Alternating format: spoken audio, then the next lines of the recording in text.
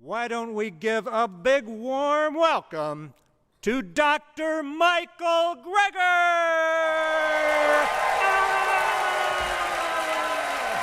There you go.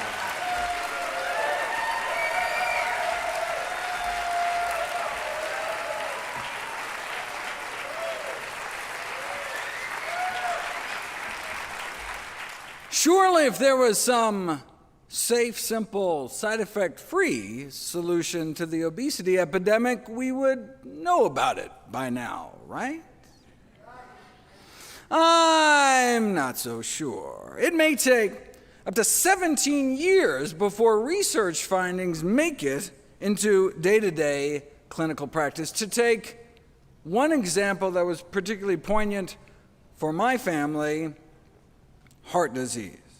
You know, decades ago, Dr. Dean Ornish and colleagues published evidence in one of the most prestigious medical journals in the world that our leading cause of death could be reversed with diet and lifestyle changes alone, yet hardly anything changed.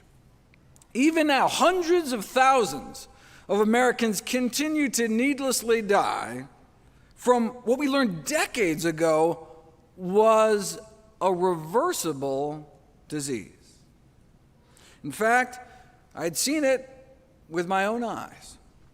My grandmother was cured of her end-stage heart disease by one of Dean's predecessors, Nathan Pritikin, using similar methods. So if effectively the cure to our number one killer of men and women could get lost down some rabbit hole and ignored, what else might there be in the medical literature that could help my patients, but just didn't have a corporate budget driving its promotion? Well, I made it my life's mission to find out. That's why I became a doctor in the first place and why I started my nonprofit site, nutritionfacts.org. Everything on the website is free. There are no ads, no corporate sponsorships, strictly non-commercial, not selling anything, just put it up as a public service, as a labor of love, as a tribute to my grandmother.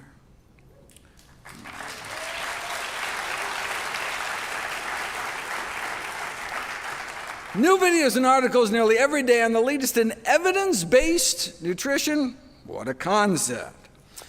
Okay, so what does the science show is the best way to lose weight?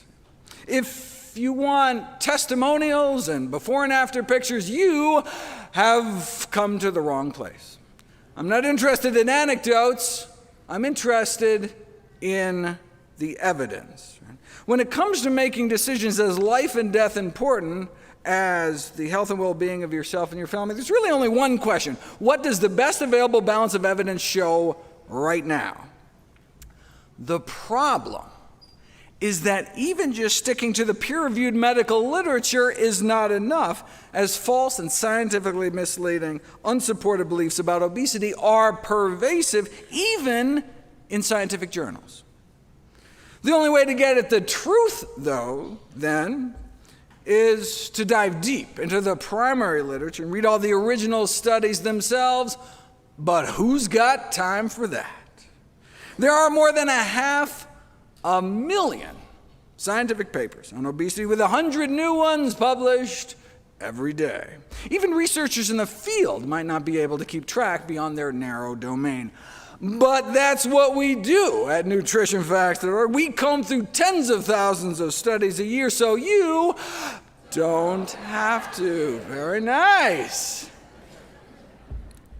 And indeed, we uncovered a treasure trove of buried data. Like today, I'll cover simple spices, for example, proven in randomized, double-blind, placebo-controlled trials to accelerate weight loss for pennies a day, but with so little profit potential, it's no wonder these studies never saw the light of day. The only profiting I care about, though, is your health. That's why 100% of all the proceeds I receive from all my books and DVDs and speaking engagements are all donated to charity. I just want to do for your family what Pritikin did for my family. But wait, isn't weight loss just about eating less and moving more? I mean, isn't a calorie a calorie? That's what the food industry wants you to think. The notion that a calorie from one source is just as fattening as any other is a trope broadcast by the food industry as a way to absolve itself of culpability. Coca-Cola itself even put an ad out there emphasizing this one simple common sense fact. As the current and past chairs of the Harvard's nutrition department put it, this central argument from industry is that the overconsumption of calories from carrots would be no different than the overconsumption of calories from soda. If a calorie is just a calorie, why does it matter what we put in our mouths?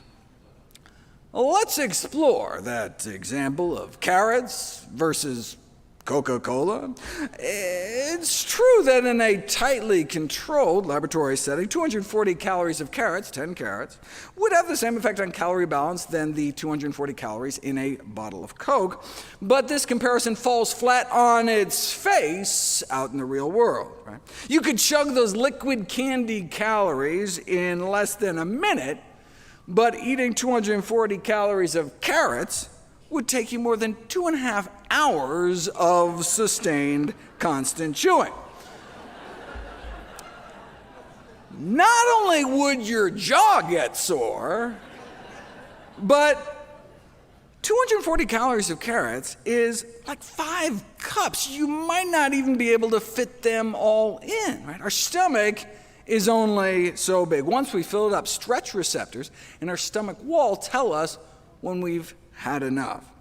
But different foods have different amounts of calories per stomachful, right? Some foods have more calories per cup, per pound, per mouthful than others. This is the concept of calorie density, right? The number of calories in a given amount of food. 3 pounds is about what the average American eats in a day. As you can see, for example, oil is a high calorie density, meaning a high calorie concentration, lots of calories kind of packed into a small space. So drizzling just a tablespoon of oil onto a dish adds over 100 calories. For those same calories, you could have instead eaten about 2 cups of blackberries, for example, a food with a low calorie density. So these 2 meals have the same number of calories. You could swig down that spoonful of oil, not even feel anything in your stomach, but eating a couple cups of berries could start to fill you up. Right? That's why, yes, biochemically, a calorie is a calorie, but eating the same amount of calories in different foods can have different effects. The average human stomach can expand to fit about 4 cups of food. So a single stomach full of strawberry ice cream, for example, could max out our caloric intake for the entire day. For those same 2,000 calories, to get those same 2,000 calories from strawberries themselves, you'd have to eat 44 cups of berries, right? That's 11 stomachfuls. I mean, as delicious as berries are, I don't know if I could fill my stomach to bursting 11 times a day, right? So some foods are just impossible to overeat. They're so low in calorie density, right? You just physically couldn't eat enough to even maintain your weight. In a lab, a calorie is a calorie, but in life, far from it. Traditional weight loss diets focus on decreasing portion size, but these, we know these eat less approaches can leave people feeling hungry and unsatisfied. A more effective approach may be to shift the emphasis from restriction to positive eat more messaging of increasing intake of healthy, low-calorie density foods. But you don't know until you put it to the test. Very nice. Researchers in Hawaii tried putting people on more of a traditional Hawaiian diet with all the plant foods they could eat. Unlimited quantities of fruits, vegetables, whole grains, beans, and the study subjects lost an average of 17 pounds in just 21 days. Calorie intake dropped by 40%, but not because they were eating less food. They lost 17 pounds in 3 weeks eating more food, in excess of 4 pounds a day. How could that be? Because whole plant foods tend to be so calorically dilute, right? You can stuff yourself without getting the same kind of weight gain. They lost 17 pounds in 3 weeks eating more food. That's why in my upcoming new book, How Not to Diet, which I am very excited about. That's why low in calorie density is on my list of the 17 ingredients for an ideal weight loss diet.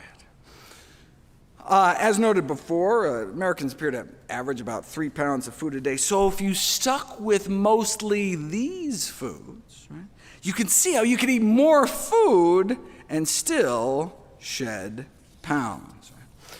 A landmark study set to be published next month found that even when presented with the same number of calories and the same salt, sugar, fat, fiber, and protein, processed foods led to weight gain, 2 pounds gained over 2 weeks, and unprocessed foods led to weight loss, 2 pounds down in the same 2 weeks. Here's one of their processed food meals, which is probably healthier, actually, than what most people eat. Non-fat Greek yogurt, baked potato chips, sugar-free diet lemonade with a turkey sandwich has the same number of calories as this, with the unprocessed meal food folks were eating, a kind of a Southwest entree salad, black beans, avocados, nuts. See, that's the calorie density effect. Same calories, but there's just more food. No wonder it satisfied their hunger, and they ended up 4 pounds lighter in 2 weeks eating more food. So how can you decrease the calorie density of your diet? Well, just a quick peek at the two extremes should suggest two methods. Abandon added fats and add abandoned vegetables. Method number one, covertly put people on a relatively low-fat diet. They tend to lose body fat every day, even though they can eat as much as they want. But if you instead give those same people the same meals, but this time sneak in enough extra fats and oils to change it to a high-fat diet, they gain body fat every day. In fact, in a famous prison experiment in Vermont, lean inmates were overfed up to 10,000 calories a day to try to experimentally make them fat. This turned out to be surprisingly difficult. Most started dreading breakfast and involuntarily threw it up. The researchers learned how difficult it was to have people gain weight on purpose unless you feed them lots of fat. To get prisoners to gain 30 pounds on a regular diet, it took about 140,000 excess calories per a certain amount of body surface area. To get the same 30-pound weight gain just by adding fat to their diets, all they had to do was feed them about an extra 40,000 extra calories. When the extra calories were in the form of straight fat, it took as many as 100,000 fewer calories to gain the same amount of weight. A calorie is not a calorie. It depends on what you eat. In this case, lowering fat content effectively made up to 100,000 calories disappear. That's why low in added fat is on my list of ideal weight loss ingredients as well. There are, however, two important exceptions. Processed foods with reduced fat claims are often so packed with sugar that they can have the same number of calories as a higher fat product. Right? Snackwell's fat-free cookies, for example, at 1,700 calories per pound, are as calorie dense as a cheese Danish. The other exception to the low-fat rule is that vegetables are so calorically dilute that even a high-fat veggie dish, like some oily broccoli with garlic sauce or something, tends to be less calorie dense overall, which brings us to the second strategy for lowering calorie density. Instead of sneaking out fat, sneak in vegetables. The biggest influence on calorie density is not fat, but water content. Since water adds weight and bulk without adding calories, the most calorie-dense foods and the most calorie-dense diets tend to be those that are dry. Some vegetables, on the other hand, are more than 95% water. And not just, iceberg lettuce. Cucumbers, celery, turnips, cooked Napa cabbage, bok choy, summer squash, zucchini, bean sprouts, and bamboo shoots can top out at 95% water. They're basically just water in vegetable form. Right? A big bowl of water-rich vegetables is practically just a big bowl of trapped water. Right? The effect on calorie density is so dramatic, the food industry wants in on the action. They figured they could use nanotechnology to structure a solid processed food similar to a celery stalk with self-assembled water-filled nanocells or nanotubes. No need, as Mother Nature beat you to it. When dozens of foods, common foods, pitted head-to-head for their ability to satiate appetites for hours, the characteristic most predictive was not how little fat or how much protein it had, but how much water it had. That was the number one predictor of how filling a food is. That's why high in water-rich foods is on my list too. Water-rich foods like vegetables topping the charts, with most more than 90% water by weight, followed by most fresh fruit, coming in around the 80s. Starchier vegetables, whole grains, and canned beans are mostly 70s, meaning 3/4 of their weight, pure water. In general, when it comes to water-rich foods, most whole plant foods float towards the top, most animal foods fall somewhere in the middle, and most processed foods sink to the bottom. In a famous series of experiments, researchers at Penn State decided to put water-rich vegetables to the test. Study subjects were served pasta and told to eat as much or as little as they'd like, and on average they consumed about 900 calories of pasta. Now, what do you think would happen if as a first course you gave them 100 calories of salad, composed largely of lettuce, carrots, cucumber, celery, and cherry tomatoes? Would they go on to eat the same amount of pasta and end up with a 1,000-calorie lunch, 900 plus 100? Or would they eat maybe 100 fewer calories of pasta, effectively canceling out the added salad calories?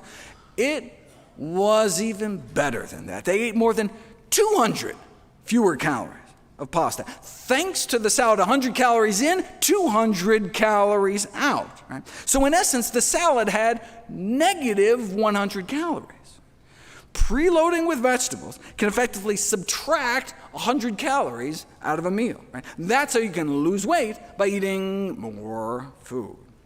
Of course, the type of salad matters. The researchers repeated the experiment, this time added a fatty dressing, extra shredded cheese, which quadrupled the salad's calorie density. Now, eating this salad as a first course didn't turn a 900-calorie meal into one with less than 800 calories. Instead, it turned it into a meal with calories in the quadruple digits. Right? It's like preloading pizza with garlic bread. Right? You can end up with more calories overall. Okay, so what's the cutoff?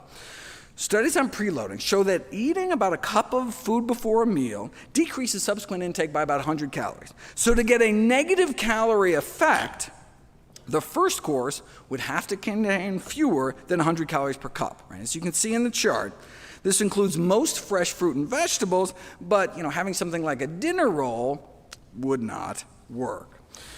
But hey, give people a large apple to eat before that same pasta meal, and rather than consuming 200 calories less, it was more like 300 calories less. So, how many calories does an apple have?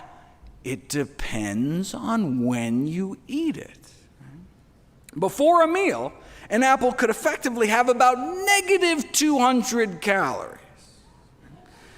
You can see the same thing, giving people vegetable soup as a first course. Hundreds of calories disappear. One study tracked people's intake throughout the day, even found that overweight subjects randomized to pre-lunch vegetable soup not only ate less lunch, but deducted an extra bonus 100 calories at dinner too, a whole 7 hours later. Right? So the next time you sit down to a healthy soup, you can imagine calories being veritably sucked out of your body with every spoonful. Even just drinking 2 cups of water before a meal immediately caused people to cut about 20% of calories out of the meal, taking in more than 100 fewer calories. No wonder overweight men and women randomized to 2 cups of water before each meal lost weight 44% faster. 2 cups of water before each meal, 44% faster weight loss. That's why so-called negative calorie preloading is on my list of weight loss boosters, which are all the things I could find that can accelerate weight loss kind of regardless of what you eat the rest of the time. Negative calorie preloading just means that starting a meal with foods containing less than 100 calories per cup. That can include many fruits, vegetables, soup, salad, or simply a tall glass of water. Anything we can put on that first course salad to boost weight loss even further? Well, in my Amping AMPK section, I talk about ways to activate an enzyme known as the fat controller. Its discovery is considered one of the most important medical breakthroughs in the last few decades.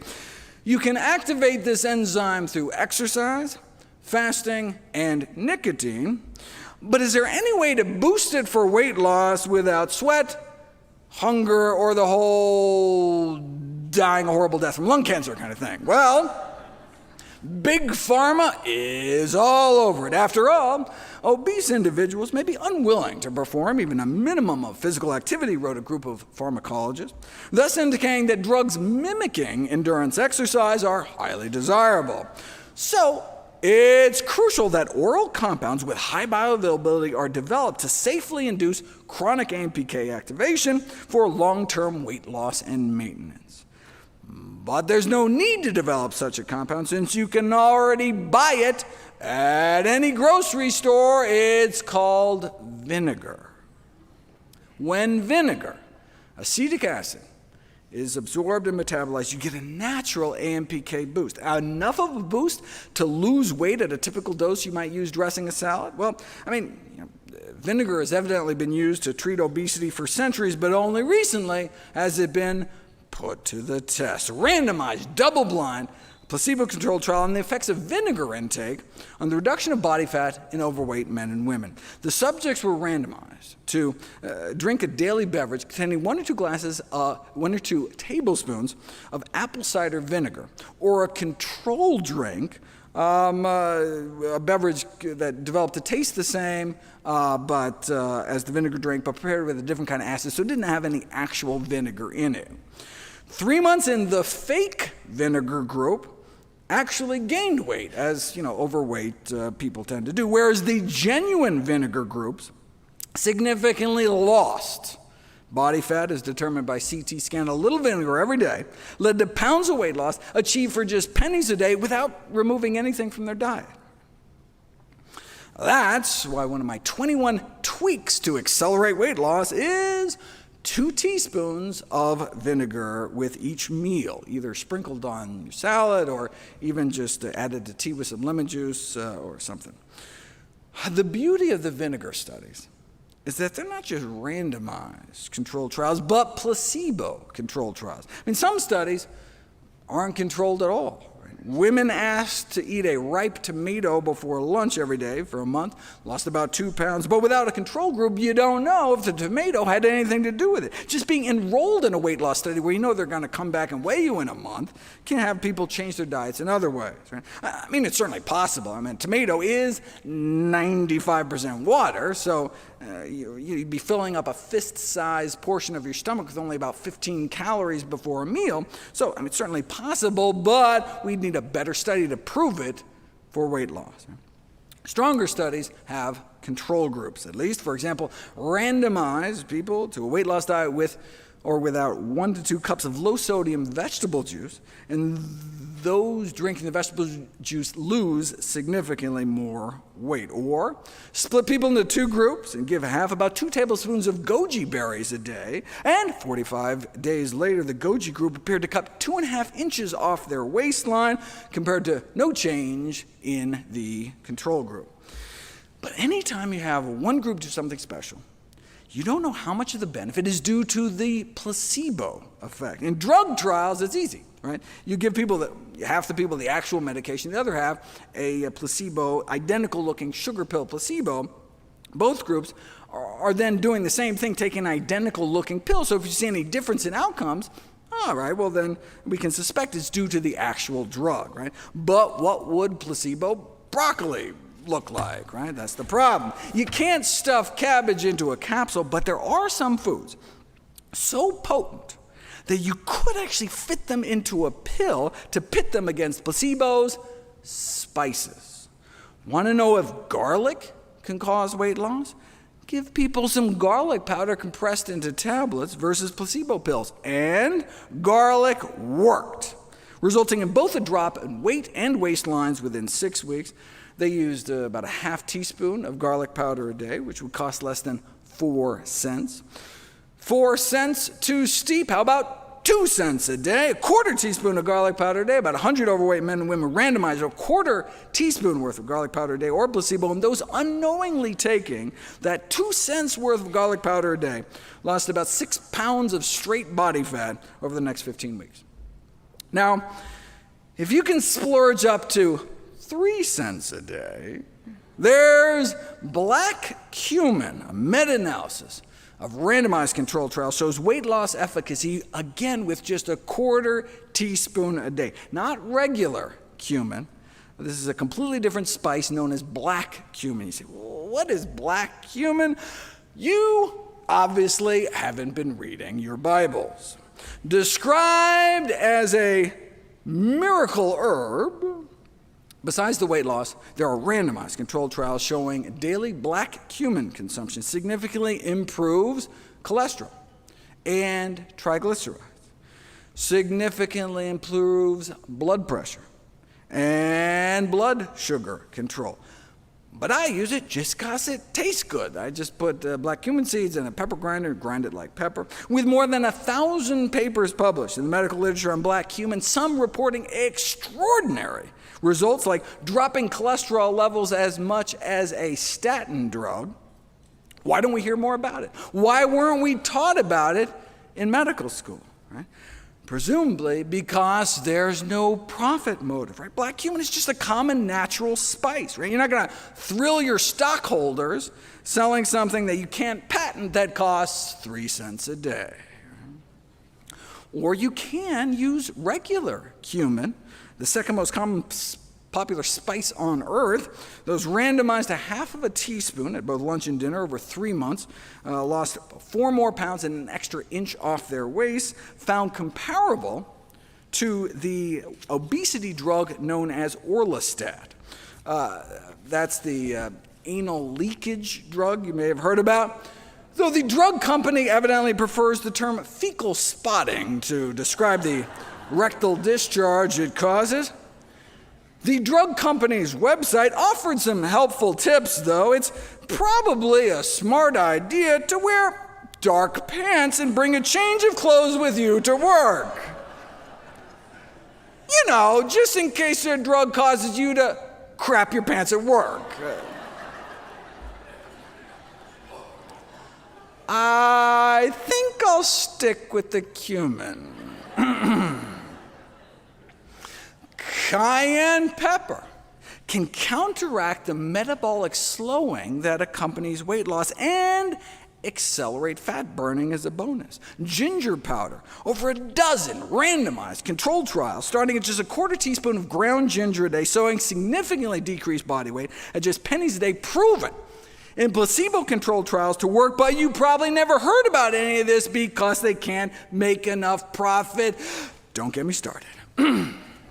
Let me go back to the Coke versus carrots example. A calorie is not a calorie because drinking this is not the same as eating this. But even if you consume the same number of calories, chewed for hours to pack in all those carrots, a calorie may still not be a calorie because it's not what you eat, it's what you absorb. And as anyone who's ever eaten corn can tell you, some bits of vegetable matter can pass right through you.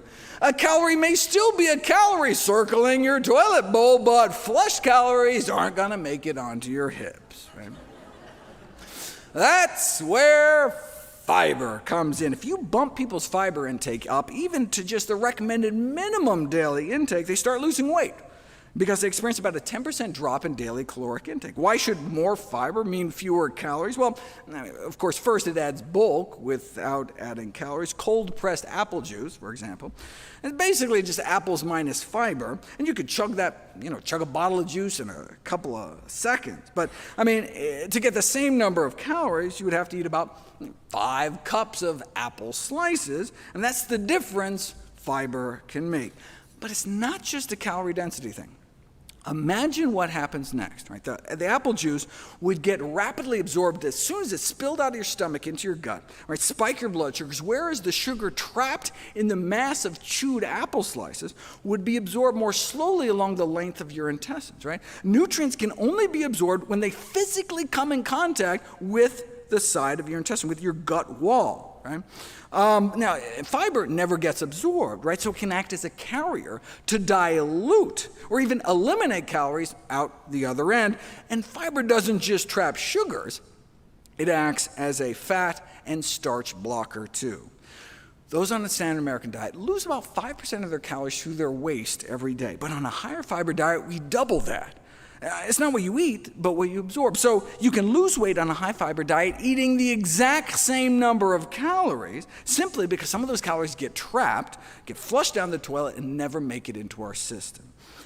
And it's not just the calories in the high-fiber foods themselves that are less available. High-fiber foods trap calories across the board, right? So eat a Twinkie on a high-fiber diet and you absorb fewer Twinkie calories. It's like every calorie label you look at gets instantly discounted when you're eating lots of fiber-rich foods, which is why it makes it onto my list. My section on other fat-blocking foods starts out with a command to eat your thylakoids, doctor's orders. What on earth is a thylakoid? Just the source of nearly all known life and the oxygen we breathe. No biggie.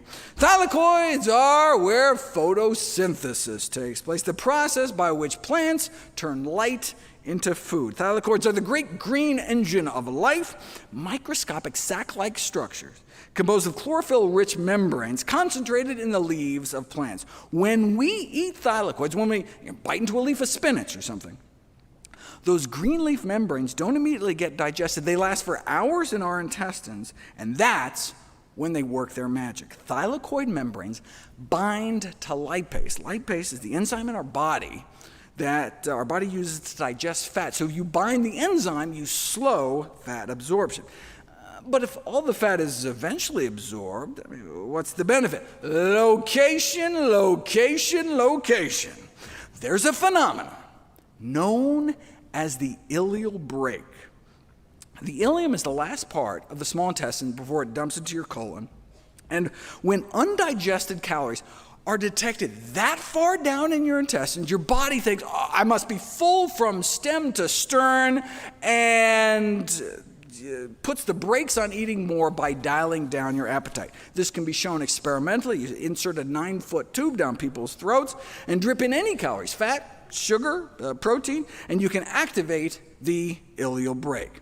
So then you sit them down to an all-you-can-eat meal, and compared to the placebo group, who had just gotten a squirt of water down the tube, people eat about 100 calories less, right? You just don't feel as hungry. You feel just as full, eating significantly less. That's the ileal brake in action. This can then translate into weight loss.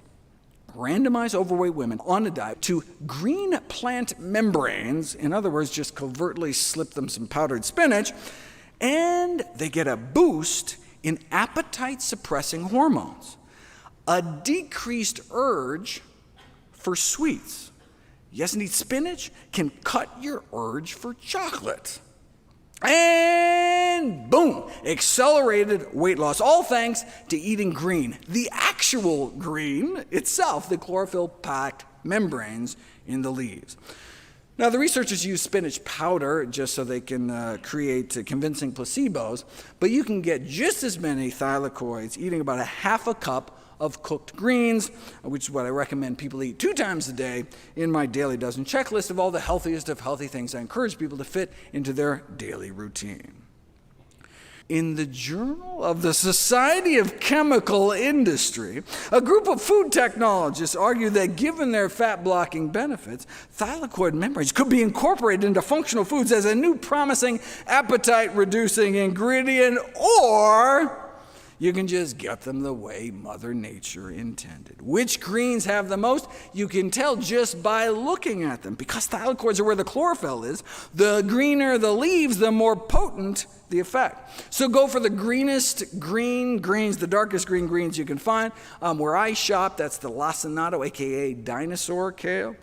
Now, if you overcook greens too long, right? You know how they turn that drab olive brown? That's the thylakoids physically degrading.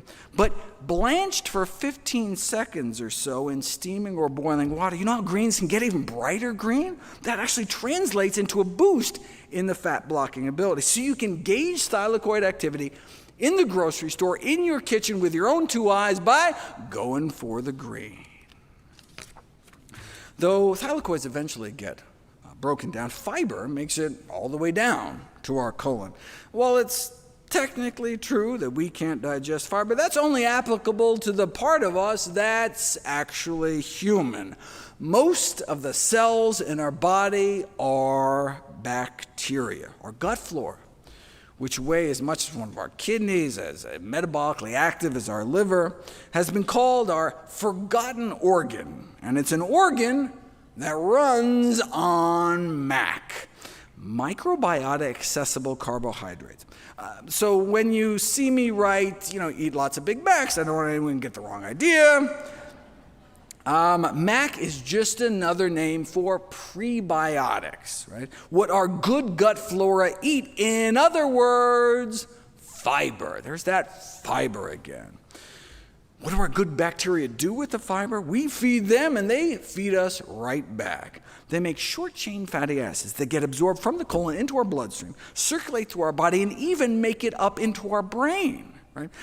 It's like the way our gut flora communicates with us, dialing down our appetite, all the while increasing the rate at which we burn fat and boosting our metabolism at the same time, all thanks to fiber.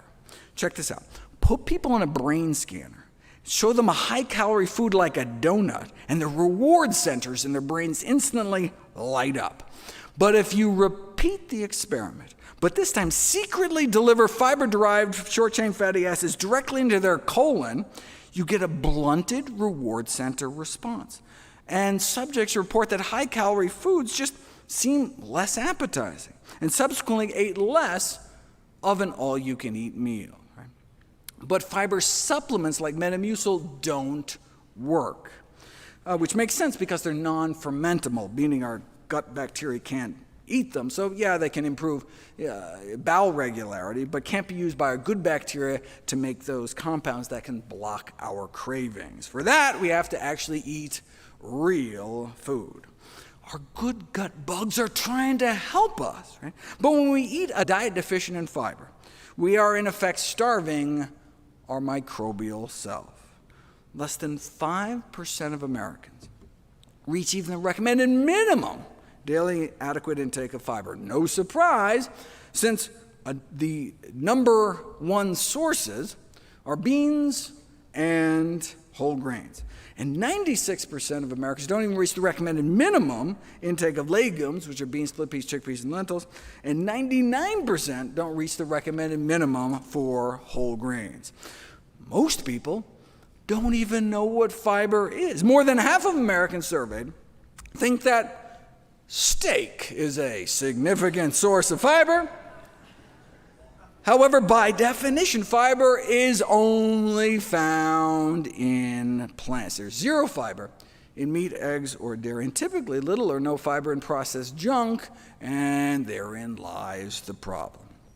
But, wouldn't at least the protein in that steak fill you up? Surprisingly, even a review supported by the meat, dairy, and egg industries acknowledged that protein intake does not actually translate into eating less later on, whereas you eat a fiber-rich whole grain for supper, and it can cut your calorie intake more than 12 hours later at lunch the next day. You feel full 100 calories quicker the following day because by then, your good gut bugs are feasting on the same bounty and dialing down your appetite. Today, even our meat could be considered junk food. For more than a century, one of the great goals of animal agriculture has been to increase the carcass fat content of farm animals. Take chicken, for example. 100 years ago, the USDA determined chicken was about 23% protein by weight and less than 2% fat. Today, chickens have been genetically manipulated through selective breeding to have about 10 times more fat. Chicken Little has become Chicken Big, and maybe making us bigger too. Meat consumption in general is associated with weight gain, but poultry appeared to be the worst. Even just an ounce a day, which is like a single chicken nugget, or like one chicken breast every 10 days, was associated with weight gain compared to eating no chicken at all. It's funny, when the meat industry funds obesity studies on chicken, they choose for their head-to-head comparison foods like cookies and sugar-coated chocolates. This is a classic drug industry trick to try to make your product look better by comparing it to something worse. Apparently, just regular chocolate wasn't enough to make chicken look better. But what happens when chicken is pitted against a real control, like chicken without the actual chicken?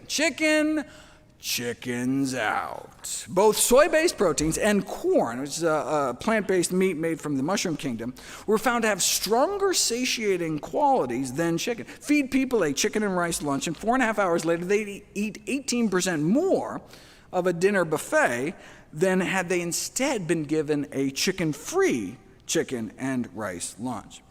These findings are consistent with childhood obesity research that found that meat consumption seemed to double the odds of school children becoming overweight compared to the consumption of plant-based meat products. Whole food sources of plant protein, such as beans, did even better, though, associated with cutting in half the odds of becoming overweight. So that's why I consider these kinds of plant-based meats more of a useful stepping stone towards a healthier diet rather than the kind of end game goal ideal. Part of the reason plant-based meats may be less fattening is they cause less of an insulin spike. A meat-free chicken like corn causes up to 41% less of an immediate insulin reaction. It turns out animal protein causes almost exactly as much insulin release as pure sugar. Just adding some egg whites to your diet can increase insulin output as much as 60% within 4 days. And fish may be even worse. Why would adding tuna to mashed potatoes spike up insulin levels, but adding broccoli instead cut the insulin response by about 40%? It's not the fiber, since giving the same amount of broccoli fiber alone provided no significant benefit. So why does animal protein make things worse, but plant protein make things better? Plant proteins tend to be lower in the branched chain amino acids, which are associated with insulin resistance, the cause of type 2 diabetes. You can show this experimentally. Give some vegans branched chain amino acids, you can make them as insulin resistant as omnivores, or take some omnivores and put them even through a 48-hour vegan diet challenge, and within 2 days, you can see the opposite, significant improvements in metabolic health. Why? Because decreased consumption of branched chain amino acids improves metabolic health. Check this out. Those randomized to restrict their protein intake were averaging literally hundreds more calories a day, so they should have become fatter, right? But no, they actually lost more body fat. Restricting their protein enabled them to eat more calories, while at the same time they lost more weight, more calories, yet a loss in body fat. And this magic protein restriction, they were just having people eat the recommended amount of protein. So maybe they should have just called this group the normal protein group, or the recommended protein group, and the group that was eating more typical American protein levels and suffering because of it, the excess protein group. given the metabolic harms of excess branched-chain amino acid exposure, leaders in the field have suggested the invention of drugs to block their absorption, to promote metabolic health and treat diabetes and obesity without reducing caloric intake. Or we can just try not to eat so many branched-chain amino acids in the first place. They are found mostly in meat, including chicken and fish, dairy products, and eggs, perhaps explaining why animal protein is associated with higher diabetes risk, whereas plant protein appears protective. So defining the appropriate upper limits of animal protein intake may offer a great chance for the prevention of type 2 diabetes and obesity, but it need not be all or nothing. Even an intermittent vegan diet has been shown to be beneficial.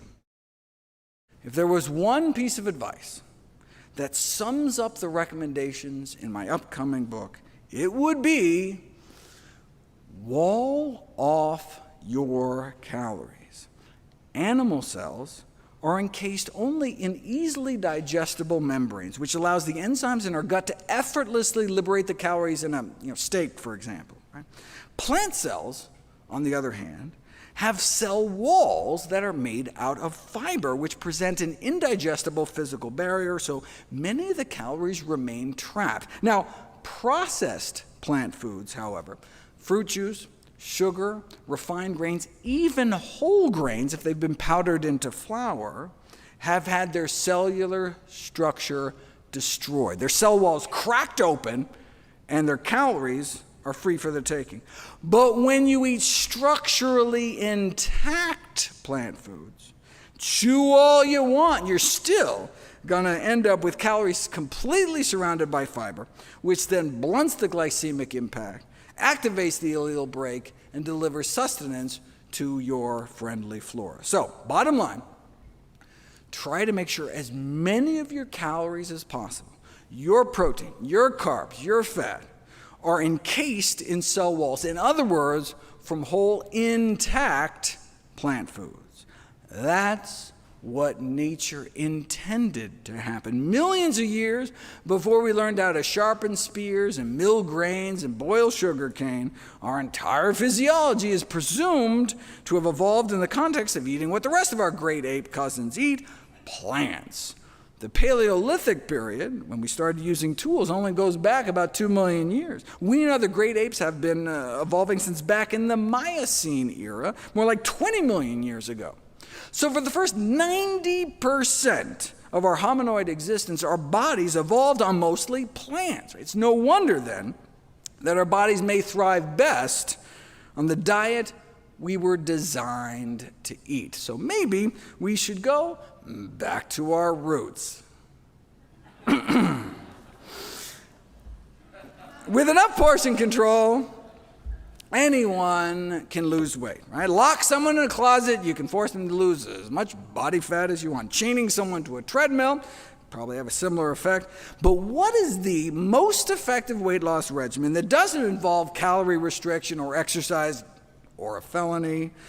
I scoured through the medical literature at all the randomized controlled trials, and the single most successful strategy to date is a diet of whole plant foods.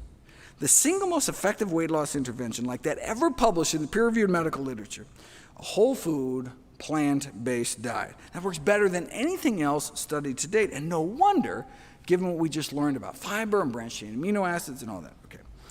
Now, I mean, we've known for more than 40 years that those eating predominantly plant-based diets weigh on average about 30 pounds less than the general population, but you don't know if it's the diet itself until you put it to the test. In 2017, a group of New Zealand researchers published the Broad Study, 12-week randomized controlled trial in the poorest region of the country with the highest obesity rates. Overweight individuals were randomized to receive either standard medical care or semi-weekly classes offering advice and encouragement to eat a low-fat diet centered around fruits, vegetables, whole grains, and legumes. And that's all it was, just empowerment and information, empowerment with knowledge. No meals were provided. The intervention group was merely informed about the benefits of plant-based living and encouraged to fit it into their own lives at home. No significant change in the control group, but the plant-based intervention group, even though there were no restrictions on portions, be able to eat freely all the healthy foods they wanted, lost an average of 19 pounds by the end of the 3-month study. 19 pounds, that's a kind of respectable weight loss, but what happened next, right? At the end of those 12 weeks, class was dismissed and no more instruction was given. The researchers were curious to see how much weight the subjects had gained back after being released from the study, so everyone was invited back at the 6-month mark to get reweighed. The plant-based group had left the 3-month study 19 pounds lighter on average, but 6 months later, they were only down about 27 pounds. They got better. The plant-based group had been feeling so good, both physically and mentally, had been able to come off so many of their medications. They were sticking to the diet on their own, and the weight continued to come off. What about a year later? Even in studies that last a whole year, where people are coached to stay on a particular diet for the entire year's time, by the end of the year, any initial weight loss typically tends to creep on back. The broad study only lasted 3 months, yet after it was all over, those who had been randomized to the plant-based group not only lost dozens of pounds, but they kept it off. They not only achieved greater weight loss at 6 and 12 months than any other comparable trial. That was months after the study had already ended. Right? A whole food plant-based diet achieved the greatest weight loss ever recorded compared to any other such intervention published in the scientific literature. You can read the record-breaking study yourself for free in full at nature.com/articles/NUTD2173, or you can just point your phone camera up at the screen and pick off the QR code. Any diet that results in reduced calorie intake can result in weight loss. I mean, dropping pounds isn't so much the issue. The problem is keeping them off. Right? And a key difference between plant-based nutrition and more traditional approaches to weight loss is that people are encouraged on plant-based diets to eat ad libitum, meaning as much as you eat, as much as you want. No calorie counting, no portion control, just eating. Right? The strategy is to improve the quality of the food rather than restricting the quantity of the food. You put people on a diet packed with fruits, vegetables, whole grains, and beans that allow them to eat as much as they want, they end up eating about 50% fewer calories than they might have otherwise, just as full on half the calories. Wait, how can you keep people satisfied cutting more than 1,000 calories from their daily diet? By eating more high-bulk, low-calorie density foods, vegetables, fruits, whole grains, beans, and fewer calorie-dense foods like meats, cheeses, sugars, and fats. Right? But it may not just be the calories in side of the equation. Those eating more plant-based appear to effectively be burning more calories in their sleep.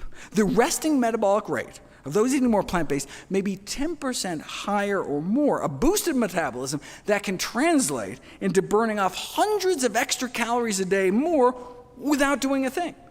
Eating more plant-based, you burn more calories just existing.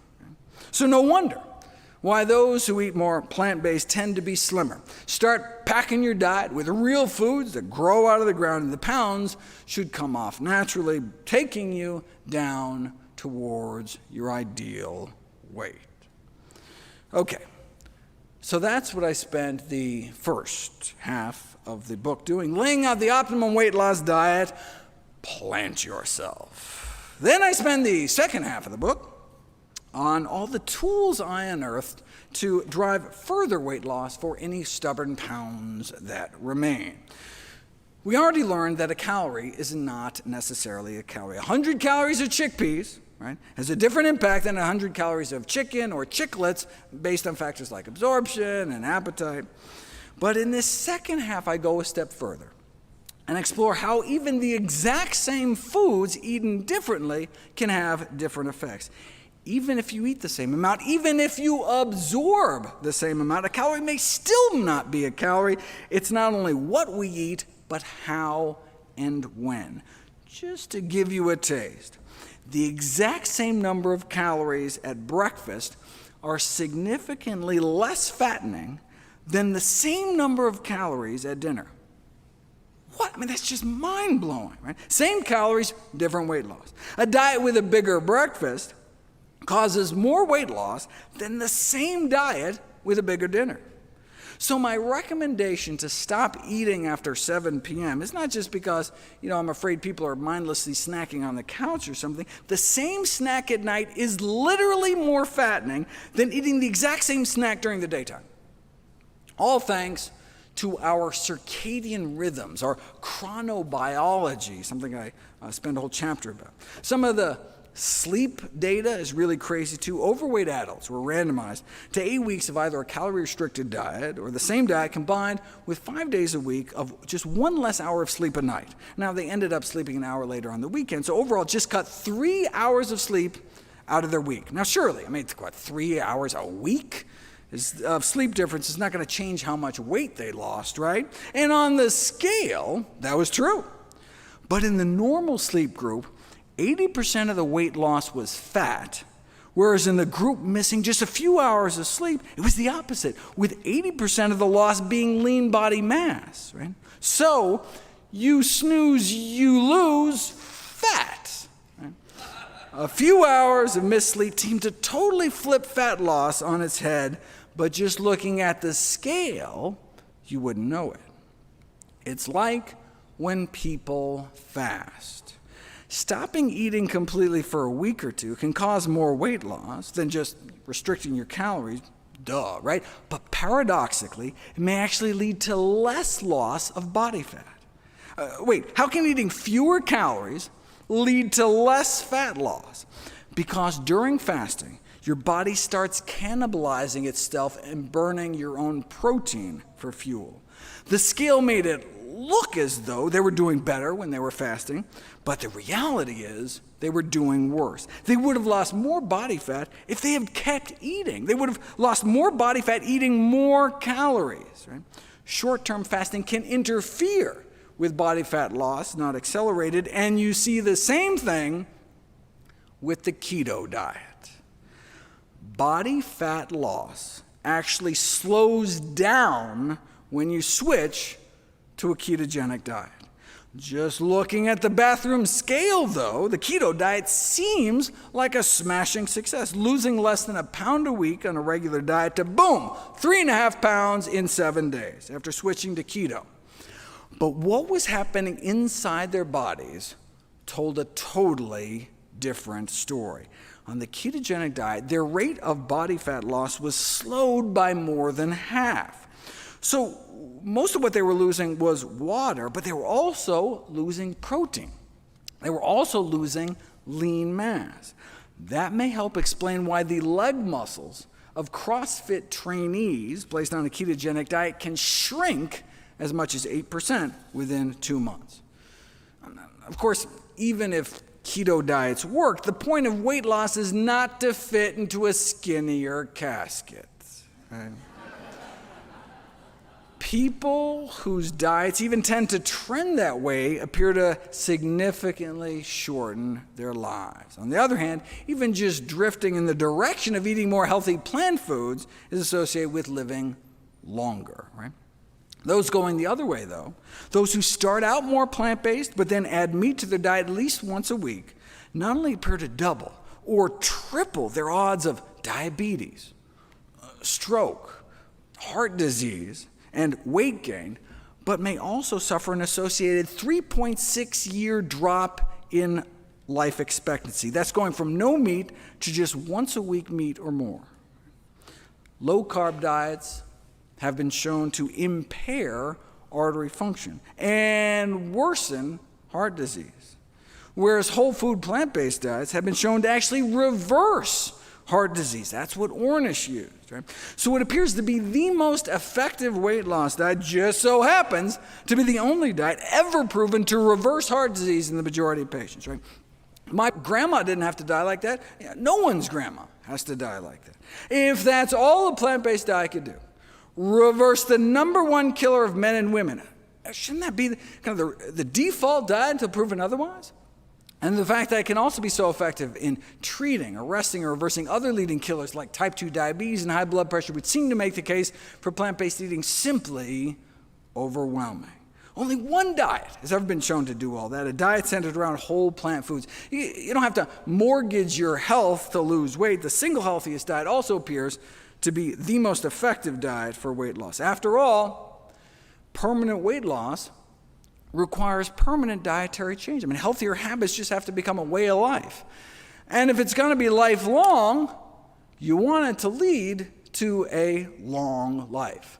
Thankfully, the single best diet proven for weight loss may just so happen to be the safest, cheapest way to eat for the longest, healthiest life. Thank you.